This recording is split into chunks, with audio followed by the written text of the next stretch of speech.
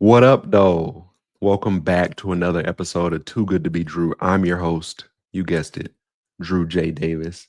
And as we get through these first couple episodes, I want people to get a better sense of who I am, the certified life and performance coach who works with athletes, both student athletes and professional athletes, but high performing individuals and men. Those are my three people or three categories of people that I work with. And I wouldn't be able to talk about me without talking about reading. And if you follow me on Instagram and you know me, you know the majority of things I post about are books, reading, statistics, the value that reading brings, the current numbers that we're at when it comes to reading, and the amount of people that don't read or think it's not important. And I would be remiss if I didn't talk about my story. I would be remiss if I sat here and acted like I've been reading since I came out of the womb and it's what I do, it's what I does. I'm an OG about it. I stand 10 toes down. I would be crazy to say that. But I think I have a really interesting story because my parents never made me read growing up. I don't remember and I don't recall them saying, "Hey, this summer we're turning off the TV, we're reading books, get with the program." What I do remember is I remember reading a couple Harry Potter books here and there. I remember reading a couple books in elementary school or middle school, whether it was The Giver or was it George Orwell's 1984. I'm trying to think of any other books I can remember, but I'm drawing a blank. Any of the standardized reading that we had, I remember doing those, or in quotations, doing those. And I remember reading Harry Potter, and a lot of the words are hard to pronounce. And I'm like, I hope nobody else that at my age is able to pronounce these because I ain't got it, family. I ain't got it. But I read those because I was interested in those. And I remember what made me interested in them was that they were very thick. And the anybody that knows the old Harry Potter books, it was usually a picture of Harry Potter on there, an animated picture of him doing something. And it was pretty cool. So when my mom took us to either Barnes and Noble or somewhere that had books, I remember I gravitated towards those.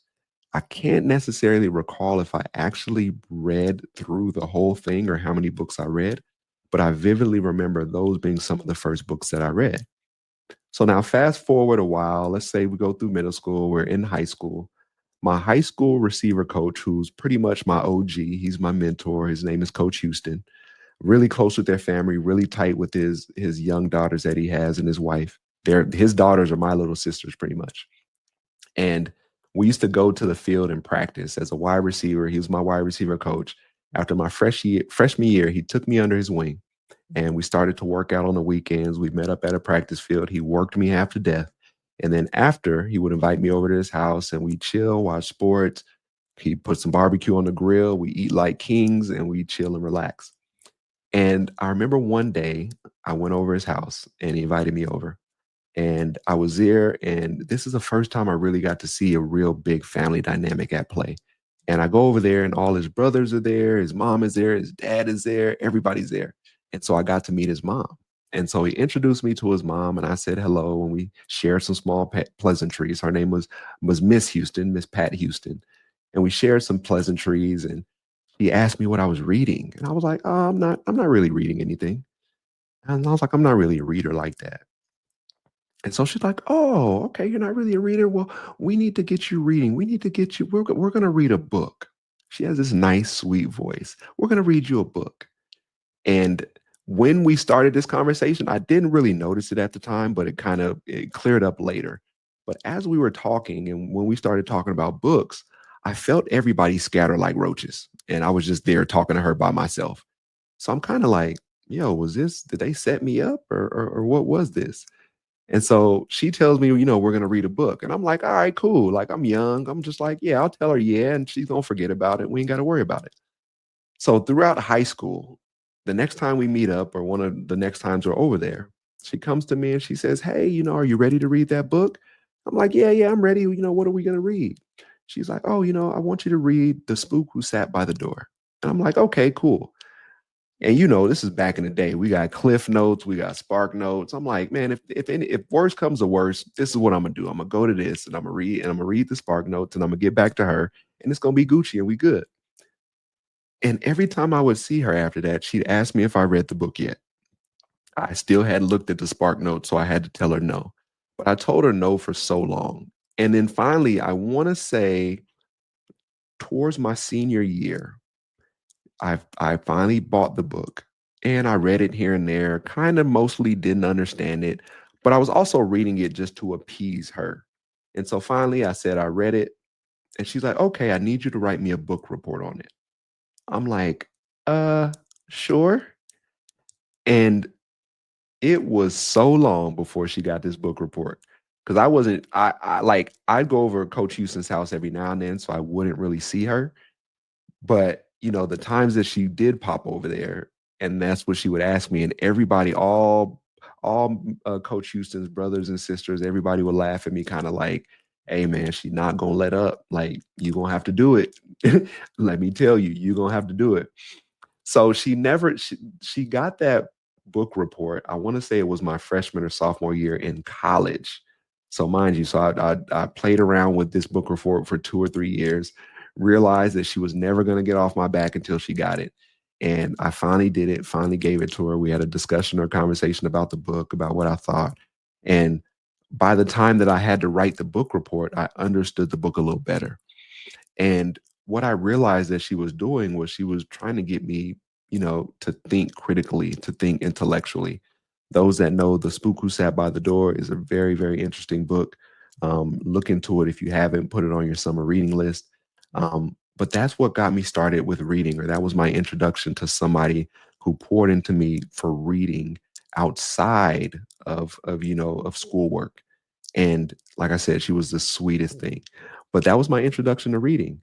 And I got to college, college is a whole bunch of reading. And the last thing you want to do outside of class is probably reading for a hobby. And so it wasn't until after that point, it wasn't until I was going into my senior year and I was moving into an apartment by myself. And I said, you know what? One of the things I'm gonna do is I'm gonna watch less TV and I'm gonna read more. And now, granted, we're busy being a student athlete, playing football, going to school, so I didn't really watch that much TV anyway. But I was the type I had DVDs, and if you're a black person, you got some DVDs laying around somewhere with the classics. And myself, when I grew up, I watched a lot of stand-ups. I loved Jamie Foxx. I loved Cedric the Entertainer. I love the Kings of Comedy. I love Dave Chappelle. I had all those on DVD, or Comic View and Def Jam. I had all those on DVD. But I said, once I move in this apartment by myself, instead of me coming back home and turning on the TV, I'm going to start opening a book more. I'm going to start reading more. And that's what I did a lot of my senior year. My senior year was a lot more laid back. For those that know, if you've been to college, once you're a senior, or even in high school, once you're a senior, the workload is a lot less. You have your schedule, you have your regiment. You kind of know what you can and can't do. You're closer to your major, so you don't have to necessarily take all these classes. You're specializing now. So I would just carve out time, whether it was when I got home from class or school, and I would sit down and read. And it didn't have to necessarily be for hours. I would sit down and read for 15 or 30 minutes, no TV, maybe a little bit of music playing.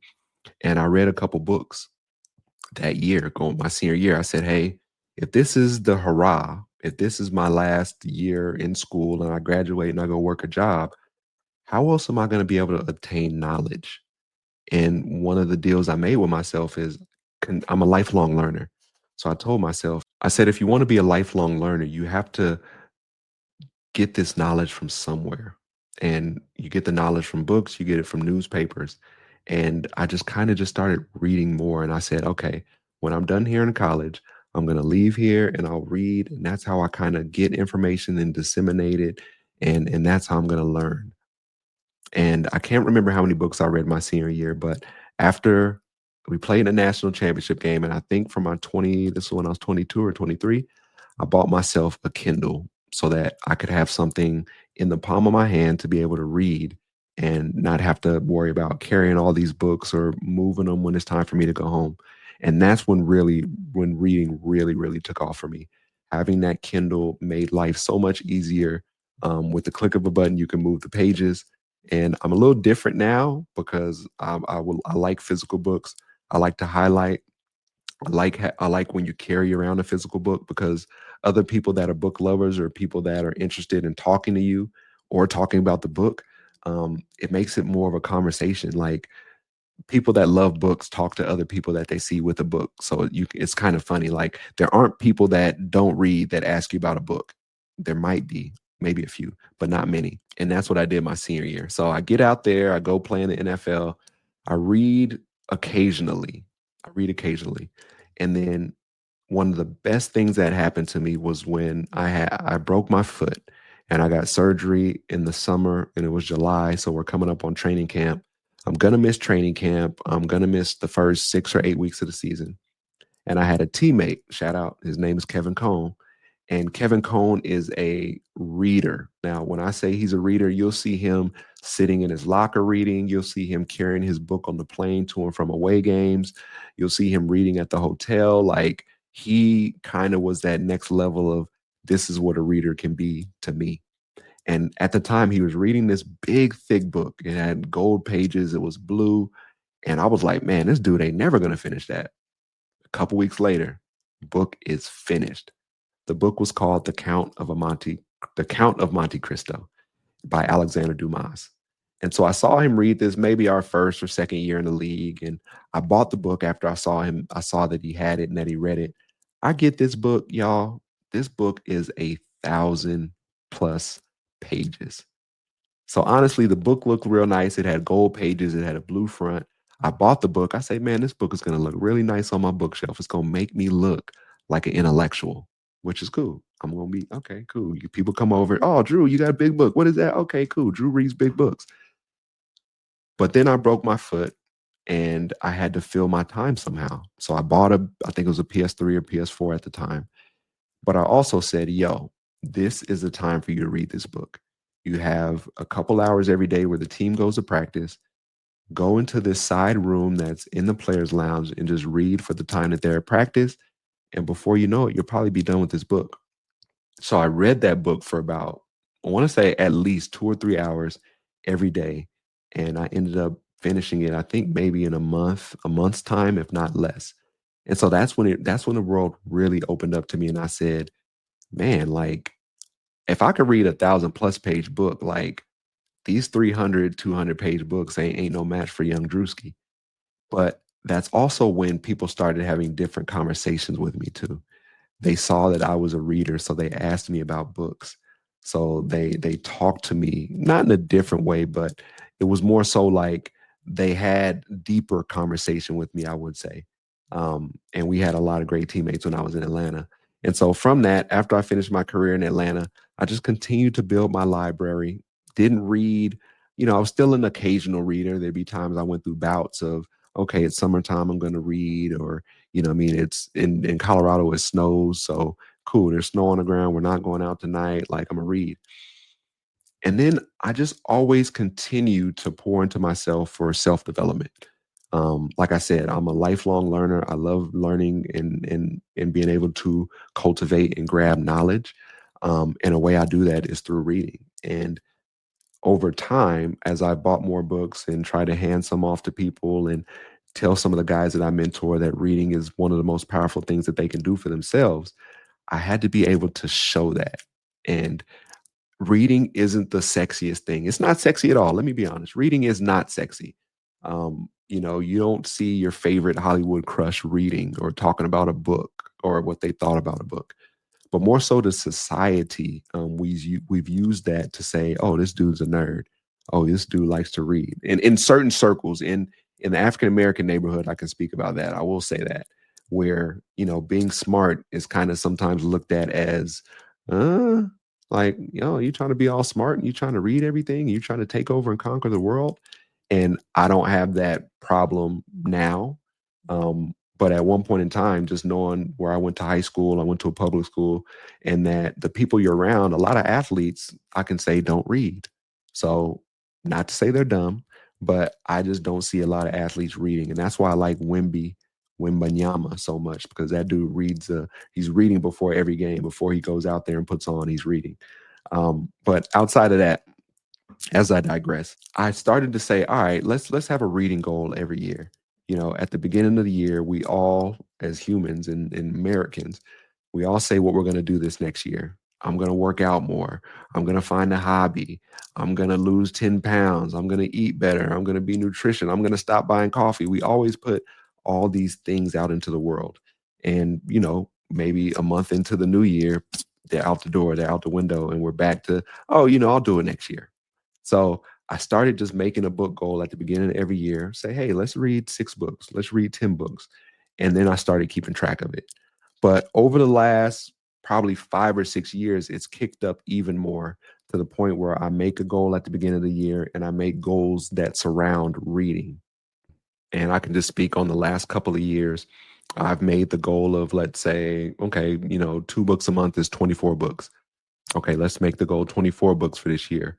Let's read more. I read a lot of nonfiction. Let's read some more fiction. Let's expand and broaden our mind to stories that aren't real, but create characters that you can really feel for and develop sympathy and empathy for.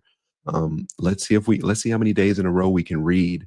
Let's try to read more days a week than we don't. So let's read 4 days a week, and 3 days we don't have to worry about reading.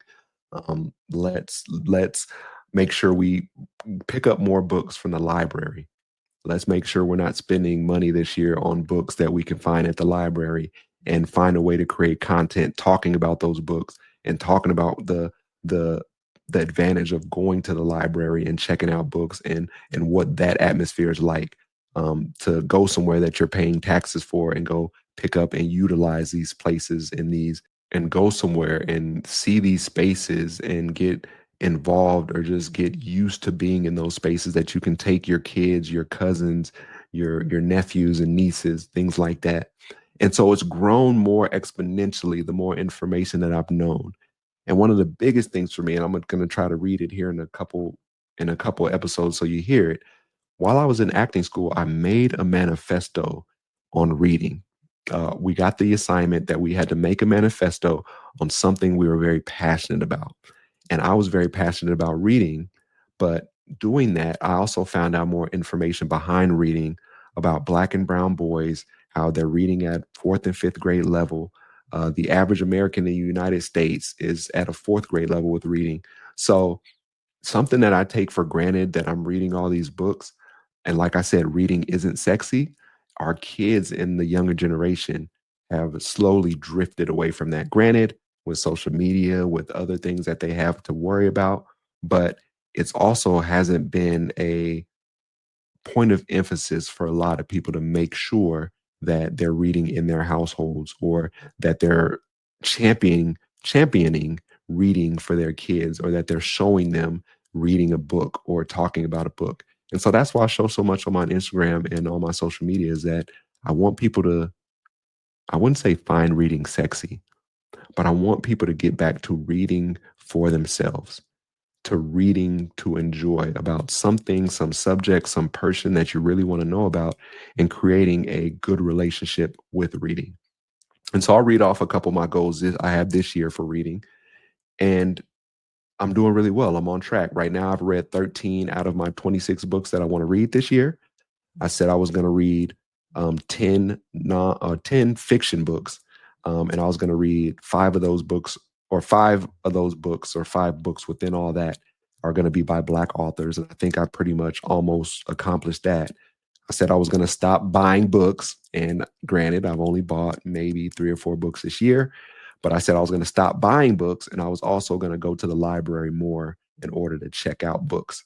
So if you want to read more, check out your local library, check out Libby. It's a great way to just get books to your phone. You can get ebooks sent to your iPad or your Kindle, and you can read them electronically. And then also, I have this goal. So 3 years ago, I set out to, like I said, read more days than I didn't. And one year I did that, and it was pretty spotty with what I did. Then the next year is all like, man, I'm really going to do it this year. And I started reading, and I got to a week, I got to 2 weeks, I got to 3 weeks, I got to a month. The month went, 1 month went to two, two went to four, four went to eight, made it a full year reading every single day. Then I went into year two, and I said, what's the goal? I said, man, just let's keep this reading streak going. Let's see how long we can keep it going. So, and I changed from, reading more days a week than I don't, to reading 15 minutes a day. So that 15 minutes a day still got me where I wanted to get to on the consecutive days of reading. And then I got through year 2. And now I'm on year 3, if I'm correct. I think I am. And the total days that I've read are, I might be lying. No, I think I'm right. The total days that I've read are, I think, around 870. I've read for 870 straight days for at least 15 minutes a day. That's what it's grown to. But it didn't always start there, which I'm totally fine with. And that's one thing I like to tell about the story is that there might be some people that hear this that be like, man, I want to read for 3 years straight. That's what's going to be my goal. Me being a life coach and a performance coach, shrink your vision, shrink it. Doesn't mean it can't be that lofty. We'll get up to that. We'll work to that. But what are you going to do today to make sure that you've read today? What are you going to do tomorrow that makes sure that that streak continues to go? What are you going to do in a week to make sure you continue that streak? So you have to make smaller goals that you're working towards in order to get there. So what is that? Is that I'm going to read 1 page a day? Am I going to read for 10 minutes a day? Am I going to read a chapter a day? Like start smaller, then work your way up, but figure out what works for you. I learned that for me, just setting a timer for 15 minutes to read is what really does it for me. Because after that timer goes off, I can hit it and I can stop, or I can turn it off and I can just keep reading and saying, we're at a too juicy of a part in this book to stop. And so that's what's really helped me. So if you're looking for book recommendations, if you're looking for author recommendations, holla at me. Just let me know what genre that you like to be in. And I don't read a lot of like science fiction and whatnot, but hopefully we can get you handled. I read a lot of psychology, self-help, autobiographies, biographies, and memoirs, and then also fiction and nonfiction, I would say. So I'm real heavily based in that. But outside of that, that is my reading journey. I hope this motivates you to read a little bit more. I hope this motivates you to get younger people to read more, whether they're seeing you reading or whether you're talking about a book or talking about an author. And at the end of the day, I just hope you're continuing to educate yourself because the government is taking books out of libraries. They're banning books. They're trying to decide what is right for us to read. And a lot of those books that they're taking out of the libraries or that they're banning are by Black authors, people of color, staple books that talk about a lot of the things that are going on in this world, a lot of the history of this world and this nation. And we can go from anywhere to talk about that to the racism, to the redlining, to, a whole bunch of stuff. I can go on and on and on. And so I don't want us to lose track of that. Continue to educate yourself, continue to educate the others around you, continue to cultivate an atmosphere of reading for your kids, your nieces, your nephews, your friends. See, I'm getting passionate already just talking about it. But once again, here's Uncle Drew, aka Drew Davis, or flip it around, whatever you want to do. Another episode of Too Good to Be True. You guys stay healthy. But continue to read, continue to pass it on to others. If you need something, holla at me. Go to my website, drewjdavis.com. Click on the contact tab. And outside of that, it's another episode of Too Good to Be Drew. I pronounced it as true a little while ago, but you won't see that clip. By yours truly, Drew J. Davis. And I hope I talk to you guys soon. Stay healthy.